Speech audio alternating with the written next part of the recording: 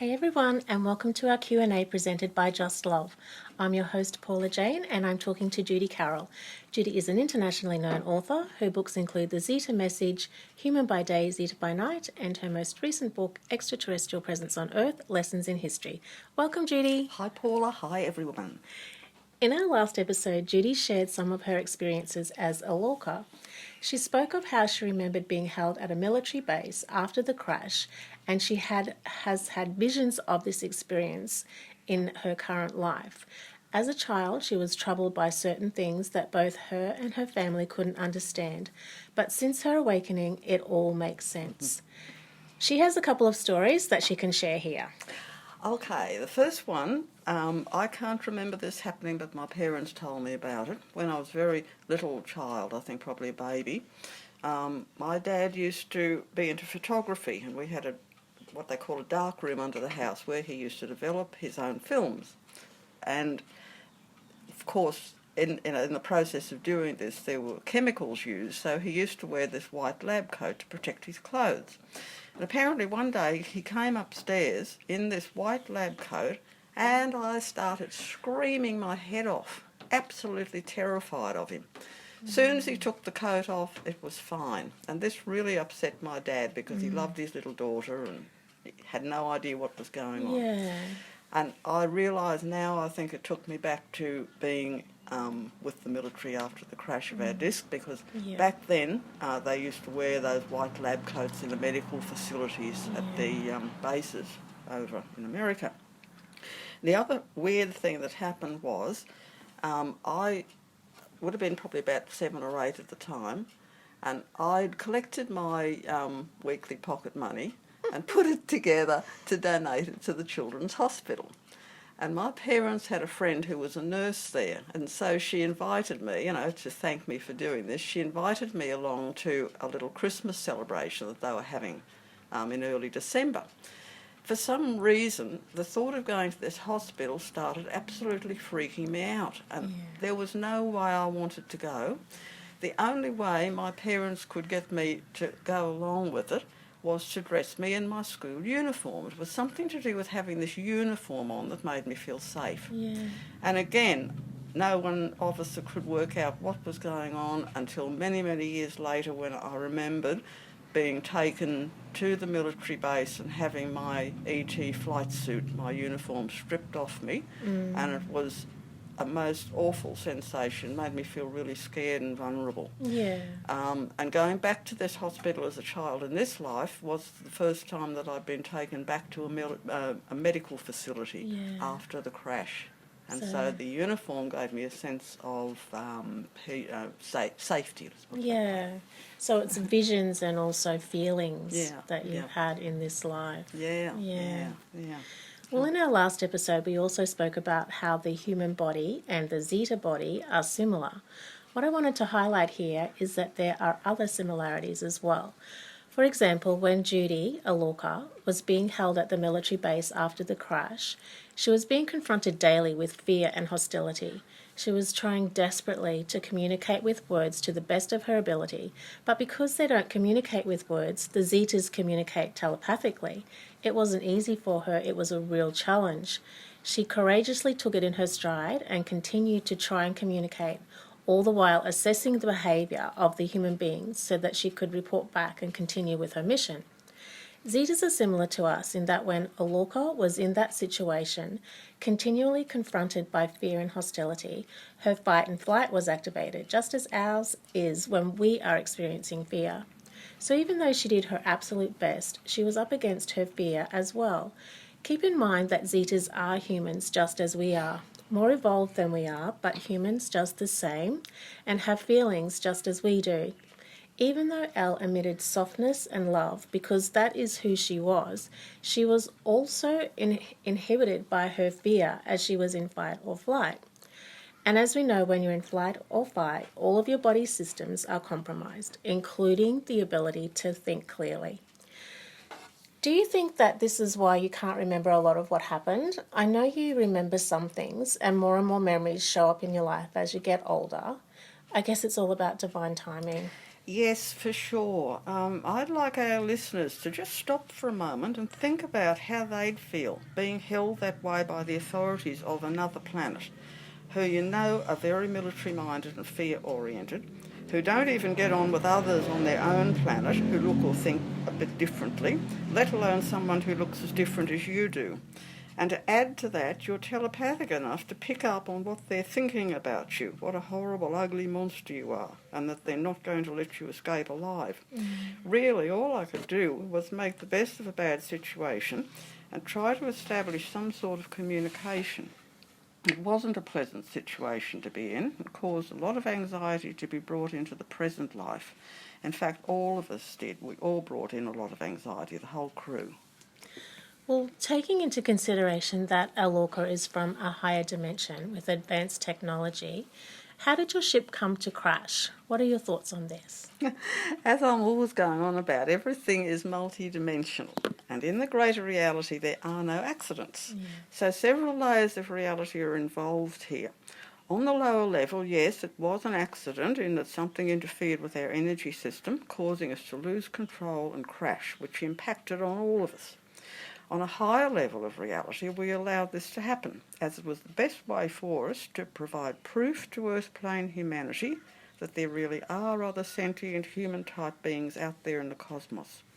We were aware of the level of fear and xenophobia on Earth, and we figured that it was the best way to, let's say, introduce ourselves in the least threatening way to prove our existence, and was also meant as a way of providing high technology to Earth plane humanity. That's interesting. I really love the way that you say everything is multidimensional, and in the greater reality there are no accidents. Our teacher Oris used to be always telling us that and reminding us. Yeah. Well, returning to your book and the reason for your mission, you said that one of the reasons for coming here was because planet Earth had been firmly under the control of a rebel force over the span of many millennia. During this time, several unsuccessful attempts at intervention had been made. However, matters really came to a head with the detonation of the bombs that ended World War II. Universal protocol generally prohibits off-planning intervention unless a situation arises which threatens other planets or cultures and or dimensions. This situation came into being with the development of nuclear weaponry by the military forces of Earth. It was time for serious and combined intervention. We've spoken before of how the use of nuclear weaponry will not only destroy our planet, but will have ongoing effects throughout all of the cosmos. Judy, do you want to add anything more here? Yes, nuclear weapons impact far off the planet. Their effect can be felt and impinge upon energies right through the dimensions. The energy actually holds what comes out of the nuclear explosion. It impacts upon dimensions, solar systems and galaxies. Those nuclear bombs being detonated did damage elsewhere, not just on Earth. And while a planetary culture goes to war with spears, arrows and guns, we don't interfere. We're not allowed to. But once nuclear weaponry is brought into play, intervention is required because other realities and life forms are affected. Well, you decided to visit the tribal people from all over the planet, as these were the people of Earth who acknowledged you. Did you get the chance to visit any of these tribal people before you crashed?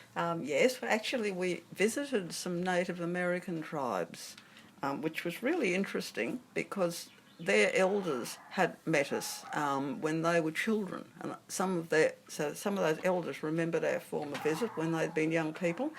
And we actually danced with them, we talked to them. It was really lovely. They wanted to feel what our bodies felt like, we felt what their bodies felt like.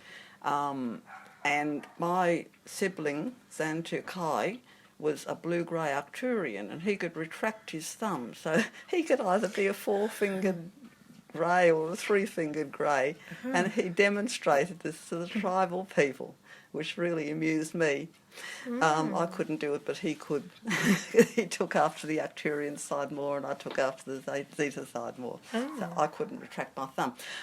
But yes, we left our our physical bodies and danced with them in our light body forms and exchanged energy and gifts with them. So yes, it was lovely to meet these people. We had planned to come here to Australia to meet the Indigenous people as well, but didn't make it. Oh, okay. So your ship crashed and you were held, let's say, as a guest of the military for a number of weeks. Did you at any point try telepathically to contact your home planet? I'm figuring that this is something that you would have been able to do coming from a higher vibrational frequency and having abilities that we don't have here on Earth. Obviously, you couldn't send for another spaceship to land and pick you up, but just to let your family know that you were being held and of your whereabouts, and also to let them know that you were the only one survivor. I honestly can't remember. My mind was pretty scrambled at the time, but I'm sure I would have at least tried. I have read since that some sort of electrical circuitry system was set up around ETs being held prisoner to block them from leaving their body and escaping. And also I would think also with communication. So maybe something like that would have blocked me from communicating with home was set up. Many years ago, when I was taking part in a meditation development circle, our teacher was trying to help me to channel a past life, and this ET one came through. I could feel myself restrained, tied down to something, and someone was trying to get information out of me, but I couldn't use verbal speech. It was really horrible because my teacher was just trying to help, but I saw her as the interrogator trying to force me to speak, but I couldn't. In the end, she had to bring me out of the trance. And one of the others sitting opposite me said that she could see the whole thing happening with my body going limp and this small grey being with huge black eyes coming up out of my crown chakra. I think they did something to my body, injected a drug or used electric shock treatment or something, which killed my physical form but enabled me to escape. Wow, that's a lot to take in. So I just wanted to acknowledge here before we go any further that I am asking you these questions with so much love, empathy and compassion, because I can see clearly that this is not easy for you. You've mentioned that all of the crew members who have reincarnated on Earth have post-traumatic stress disorder regarding the crash, and I can see that with you right here, right now. Yes, definitely all of us who chose to reincarnate back here soon after the crash have all come back affected in some way. Some of us have problems with driving. One can't drive at all, another gets panic attacks behind the wheel, so it's quite limited in driving anywhere, and I have some problems too in this area. If I know the road, I'm fine, but driving anywhere for the first time really freaks me out. We all had a level of anxiety since early childhood, and also difficulty in speaking out verbally, along with throat and jaw problems. Our navigator, who's a close friend in this life, had to be taken to hospital during her childhood with a bad attack of lockjaw. Goodness. And my grey teacher, Maris, once gave me a very full-on throat and mouth massage to try to help me in this area. Then a couple of years ago, when I was invited to speak out openly as a grey at a conference here, I ended up having to have a course of physiotherapy beforehand as my whole jaw area started locking up and becoming very painful. I normally don't have this problem being up on stage speaking because I've worked in front of the public since my teens. The problem was with speaking out as a grey. What also doesn't help is the fact that the grey culture we belong to don't have a very movable lower jaw. They communicate telepathically, so verbal speech isn't used, or at least not the way people down here talk. This is why I don't do voice channeling. It's just too hard. I prefer to write. I can still recall them struggling to speak through me in our development circle, trying to get the muscles to work. It felt so weird. When they overshadow me, it also makes me cough. I also always have a glass of water handy when we're recording these sessions. And the funny thing was, when I received the healing from Maris, when greys give healing, they press really, really hard. And he started off standing behind me, and he had to actually support my head against his body as he pressed his fingers way, way down deep into my throat, which was a really strange sensation. Yeah. And I asked him what he was doing because I don't have problems with my teeth. I only have one filling in my head. But he explained, no, it's not your teeth I'm worried about. I'm trying to loosen the muscles up in your jaw and throat. And so he was pressing right down. It wasn't making me feel sick, but it did feel a bit strange, but sort of supporting my head back against his body. Then he came around to the front and did the same thing. So that was really weird. And did you feel better after? Yeah, I think I did. I can't remember if it came back or what. And the funny thing was, it happened in the morning before our meditation group at night. And I didn't tell our meditation teacher about it. I was going to discuss it after the meditation. But when we came out of our meditational session, before I had a chance to say anything, she said, "Oh, Judy," she said, "the strangest thing was going on with you. It looked like someone was giving you a face and jaw massage." Wow. So that was amazing proof. That's very good. Very interesting.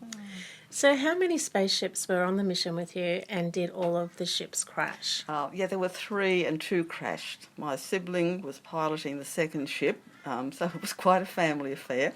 Luckily, we've been reunited down here. Yeah, that's lovely.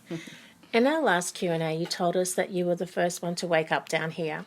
Can you tell us who was on the ship with you and who is now down here in human form with you? And are any of them dual souls like you, or did they choose to incarnate in Earth human form or are they both? Okay, there's both.